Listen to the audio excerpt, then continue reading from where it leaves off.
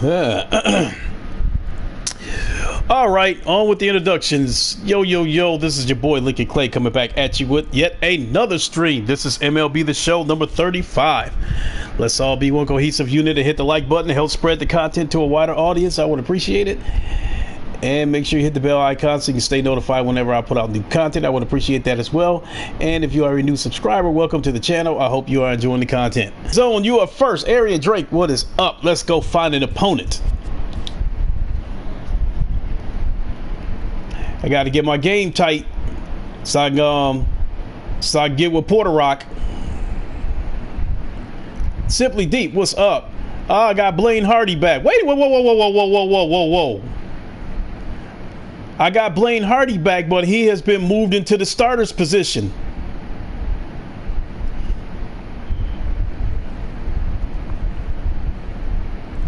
Actually, second. Okay. Yeah, Blaine Hardy was he was a setup man, but they moved him into the starting position. I mean, I don't mind because I can work with him. I'm better with the left-hand pitchers anyway.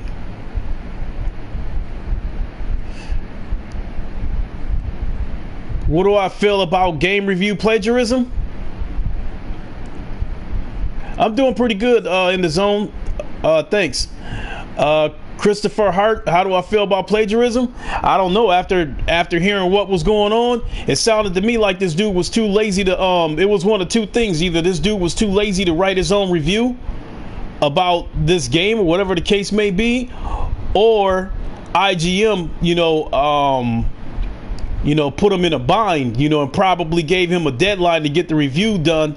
It was probably a tough deadline to meet. So if IGN put the squeeze on him, then this is, then IGN shares some of the blame. If he was just plain lazy, then it's all on him.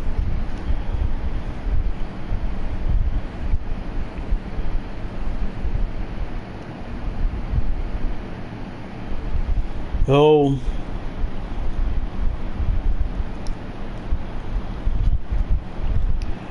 But in any case, in this day and age, with the internet and YouTube and smartphones and all this kind of shit, I don't know what made that dude think he could copy somebody else's shit and get away with it.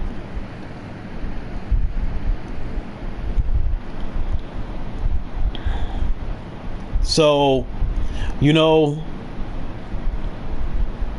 IGN fired the dude, so they don't get their own reputation smeared. But, IGN was already suspect with me anyway, because on any given day, they was eating Microsoft butt. So,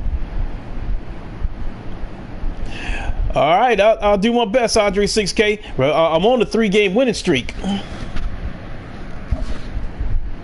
That's why we have copyright infringements. True.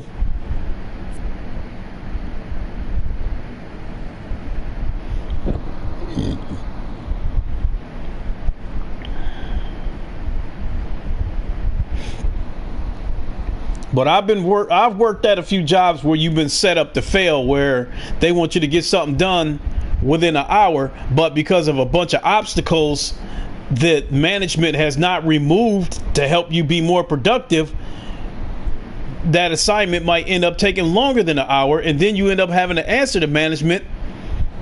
And then when you try to explain to them in so many words, hey, if you would have removed these obstacles, I could have got the shit done within an hour.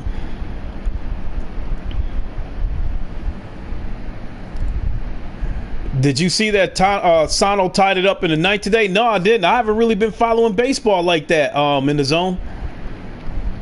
I mean, I don't have cable, so it's one of those things where I have to go out of my way to see the scores. But now that you mention it, I'll just go to MLB.com and get caught up.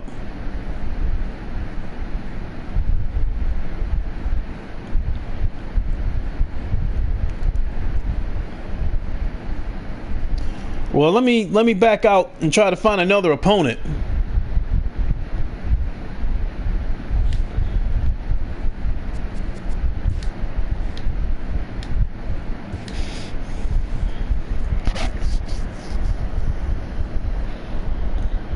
Some companies put too much pressure on employees. Absolutely.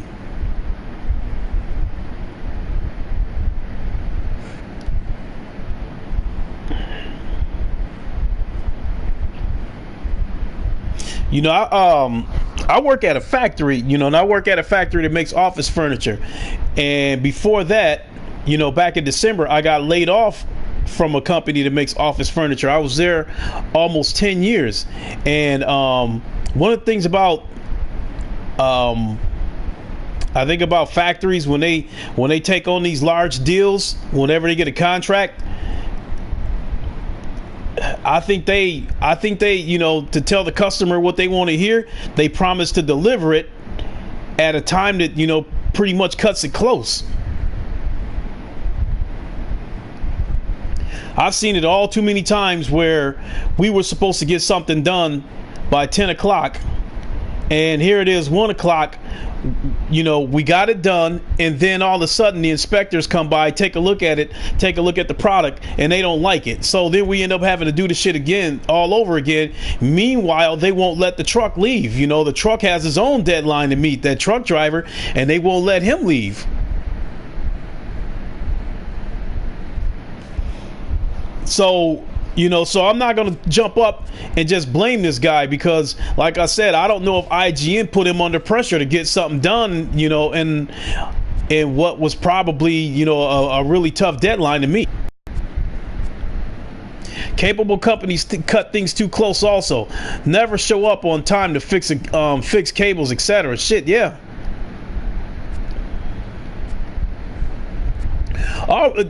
Christopher Hart, you know, when it comes to cable companies, I already got my mind made up that if they're supposed to show up to do something, I pretty much, you know, plan on using a half a day of work, you know. So if the cable companies say they're going to show up at 1 o'clock, I'll leave work at noon and then just come home and just pretty much stay there and just expect that they're going to show up at 3 or 4 o'clock.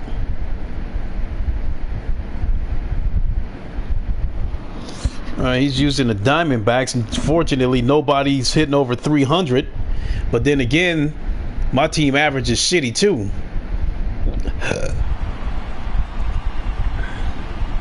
Jeimer Candelario is hitting the best in my lineup, and they got him hitting 8th. It's time for baseball on MLB Network. Should be a good one here this afternoon between the Arizona Diamondbacks and the Detroit Tigers. Interleague baseball on MLB Network. So he's getting the start, huh? Move from the bullpen. Digging in, David Peralta, and we are ready for some daytime. Yeah, absolutely, Aaron Drake. It's always about meeting those deadlines and not, you know, and not putting out a quality product. First pitch coming. Here it is. Afternoon baseball on MLB Network is underway.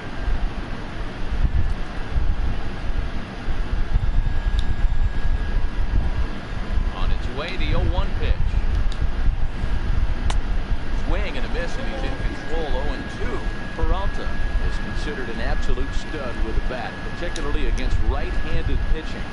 Against South, well, I guess he has historically had a lot more difficulty.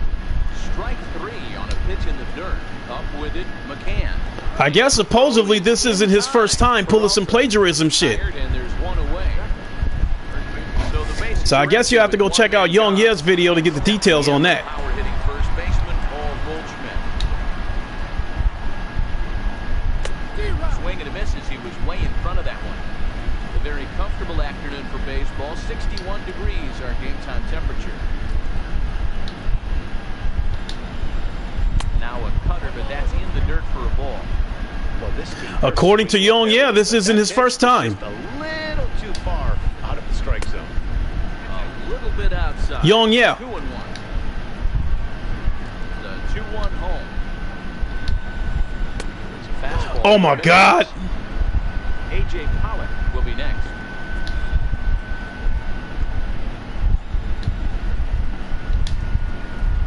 Lays off here, ball 4. Oh my God. But I was willing to walk him if it came down to it. Digging in now, A.J. Pollock. Swung on and missed. It's 0-1. Some guys are great low ball hitters, but most guys, especially guys with pop like this, they're hunting for the ball belt high and above. So that was a nicely spotted fastball down in the zone. And it's far too late as he steals second with ease. The 0-2 delivery. And it's fouled away. Hey, if he's going to offer at a fastball above the zone, why don't you just continue to climb the ladder? Don't be shocked if he goes even higher with this next pitch. Swinging and missing the curveball, and there's your second. There we go. Now we got to somebody weak. Steven Souza, runner in scoring position with Sukan. Fastball here as we'll take a look at ball 1, 1-0. And now the runner's trying for third. Swings and misses. Throw down. Got him. And he'll be tagged out trying to steal. Jacoby Jones the next to hit. He'll lead things off here in the bottom half of the first. First pitch is a slider called for a strike. Damn, we got a lot of pitches. A slider and that curveball is going to be a problem. Slider taken here. 1 ball, 1 strike. Yeah, I don't know what that dude was thinking about in the zone running with 2 outs. You're probably going to get something right in the middle of this fight. And I mean, he barely stole second. Almost threw him out when he tried to steal second.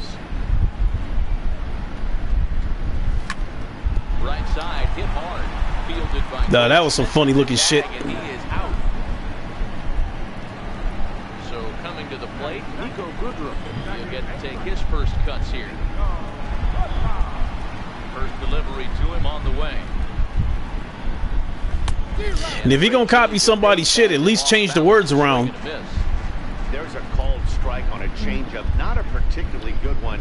That changeup up in the zone like this oftentimes gets hit very hard. Was able to get away with it that time, but if he's going to be successful, he's going to need to get that changeup down in the zone around the knees. A little bouncer. Ready on 1 and 2. And a Damn. fastball blew it right by him, and they're 2 down. Nick Castellanos now. Career line against Greinke, batting at an even 400. Here's the first pitch. And that's a cut on and missed, 0-1. He got fairly decent control.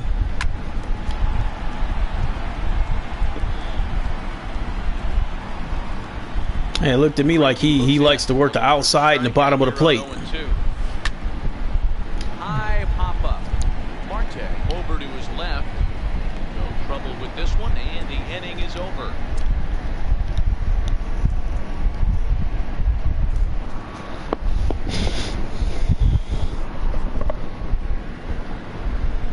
Striding into the box, Steven Souza. He'll start things out here in a tie ball game. Ready to deliver. Here's the first pitch. Comes right after him with a fastball for a strike.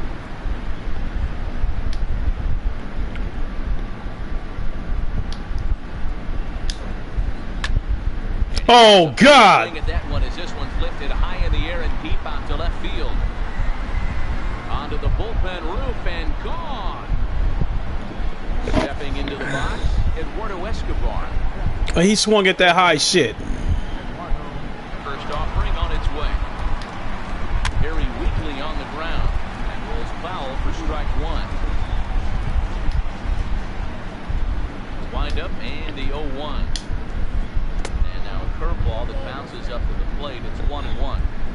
Well, I'll tell you, if he wants to turn things around, that pitch is one he's going to have to start locating a lot better. Can't keep the weight back, and he falls behind 1 and 2. Bases are empty here, nobody out.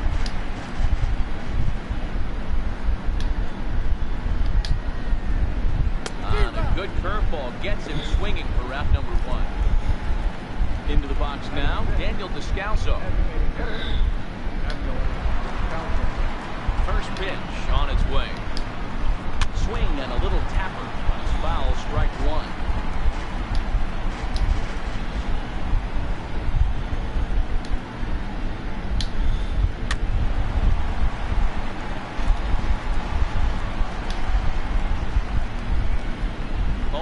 Count. Here's the pitch. Fouled away. The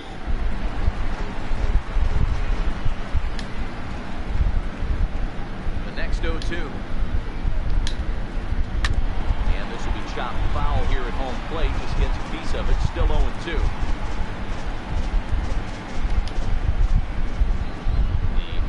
delivery.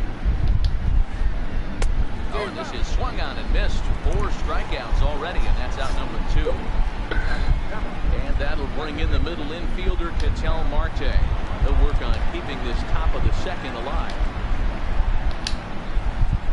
Couldn't resist on that one, and he's behind 0-1.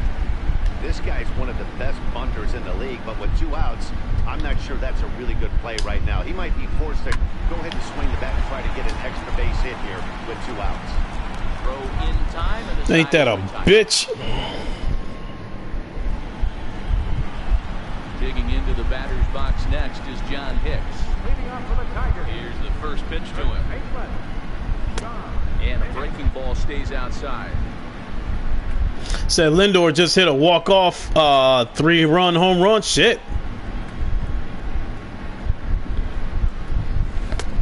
Oh my God. Good slider that time.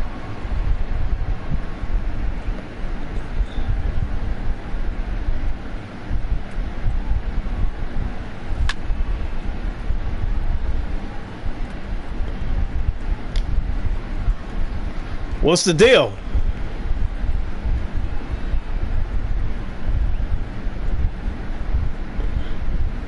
To 1-2 now. Goldschmidt trying to get there, and no one will get this one. Now here's the pitch. Ah!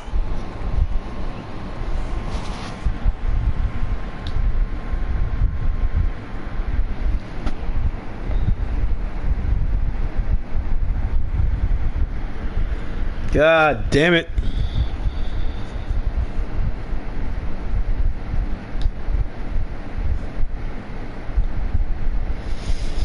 Oh boy.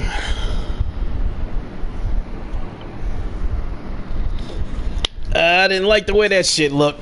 Oh well. Let's see, what time is it? It is 20 minutes to 11. Hell, maybe I'll switch it up again. Play some GT Sport.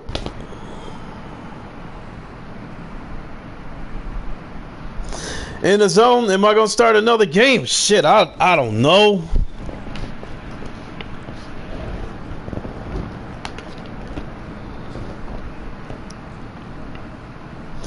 I'm trying to decide whether to start another game or jump over to GT Sport and stream that.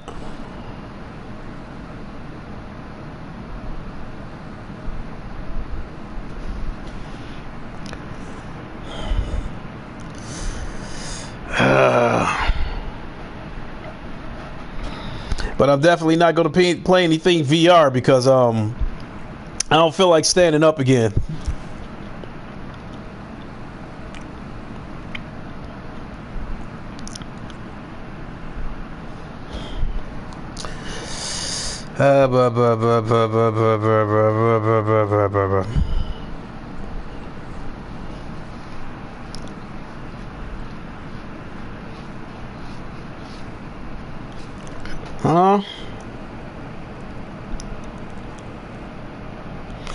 Yeah, Christopher Hart. You know, when I do the VR time trials on GT Sport, I'm sitting down when I do that because I got the racing wheel in front of me. The show comes to you live from the Mile High City in Coors Field. Ought to be a good one here between the San Diego Padres and the Colorado Rockies. Major League Baseball on the GT show Sports, sit and drive. Okay. now. I think that's what I'll do. The question is whether I should play it in VR or not. John Gray gets the start for Colorado in this one. What's your take on him, Dan? Hey, this guy has a 4-pitch repertoire, right? And those are a lot of nice options to have. You can go hard soft. You can go and anytime you have 4 pitches, if you can throw Hell with it. GT it is. GT Sport. So stepping in, Manuel Margot. He will lead this one off today. You was on smooth, but they refused it to end it, so I'm here now. All right, Spartan God, welcome here. Welcome aboard. Welcome to Wakanda. Pitch of the afternoon misses as we get underway here at lovely Coors Field. Individual matchup numbers against John Gray. He's 1 for 5.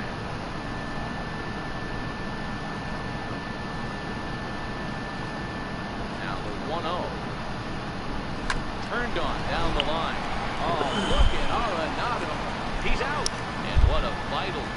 Wakanda forever.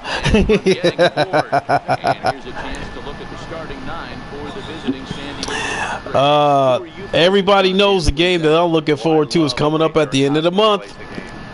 Firewall 0 hour. The moment is upon us. It actually seems to have a lot of substance for a VR first-person shooter game. You know, with being able to set C4s and being able to customize your character. Guess there's going to be cosmetic microtransactions, but I'm okay with that because at least they were being upfront about it.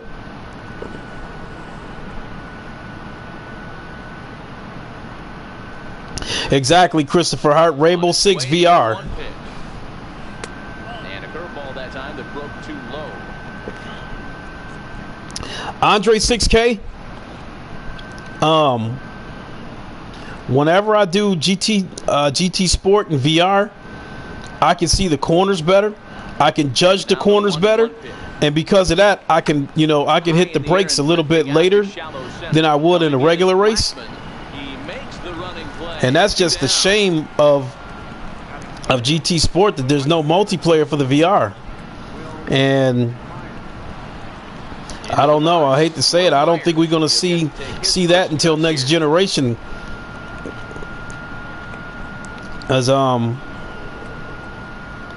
I guess according to J-Dub City, he was saying that the GT Sport doesn't have a VR multiplayer because of the Slim, because of the weaker hardware. Here comes the first pitch. He takes a knee-high fastball, and there are the umpires. So, all right, let me go ahead and shut this stream down and get my steering wheel and shit like that set up, and do a GT Sport daily race. So if you guys want to join me over there, we'll see you in a few minutes.